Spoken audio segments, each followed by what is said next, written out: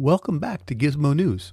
In this video, we'll share the hack the pros use to get onto any whitelist. You heard me correctly. They've come up with a way to tackle multiple NFT projects and meet all the requirements to be whitelisted. At the end of the video, we'll reveal this hack that anybody can master. So let's get started. Making it listed on the whitelist for an overhyped NFT drop could mean thousands of dollars of profits. However, with new projects being launched every day, and whitelist requirements becoming more difficult, how can you secure your place for these lucrative opportunities? Stick around and we'll share with you what the pros are doing to make the whitelist shortlist. We've all heard about the great whitelist opportunities that have some folks making thousands, if not hundreds of thousands of dollars. Everyone who is serious about NFTs is looking for the next hot project and eager to get on the whitelist for these cash cows. So how did the professionals do it? There are Discord bots by the hundreds that aggregate news feeds and have custom bots to try and identify these whitelist opportunities.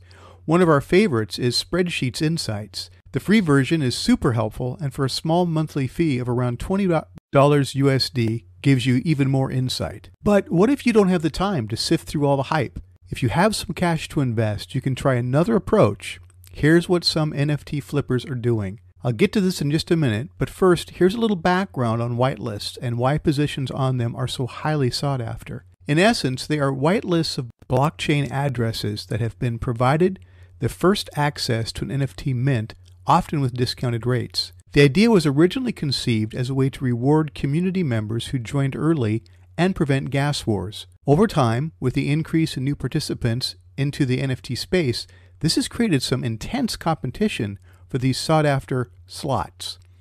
On the other hand, NFT projects want to demonstrate that they're able to show that with their discords, they have lively and active users, which allows them to draw and keep on board new members. An effective method involves to whitelist users according to their Discord position, which rises according to the number of messages they post. With a few NFT discords that are now drawing many thousands of members when they first launched, achieving the whitelist rank is an expensive time commitment. Now, try to do this with multiple projects, and it's almost impossible for even the most committed NFT user to fill every requirement. So, what are some NFT investors doing to help them secure their spot on the coveted whitelists? Serious NFT flippers and collectors are seeking to outsource the work of sifting through and acquiring whitelist spots in NFT projects. We searched the term NFT whitelist on the popular freelancer site Upwork, and we found over 1,000 job listings with pay rates of $3 to $5 an hour. Here's a screen capture of just the first page. Does paying for a chat on Discord really worth it? The renowned NFT collector Bebus appears to believe so. He states, "I don't hate what the whitelist model has morphed into, to be honest. Creating a new whitelist grinder profession of people who sell to me for about what I would have paid in a gas war is a reasonable solution." Share with us your comments on the idea of whitelist grinders. Do you think it's a good idea for the NFT flipper community? Would you hire a whitelist grinder? As always, Gizmo News does not endorse any investment or offer financial advice. This video is purely educational material. Always do your own research before making any investment. And if you found this information helpful, please hit the like button. And remember to subscribe to our channel to avoid missing any NFT news.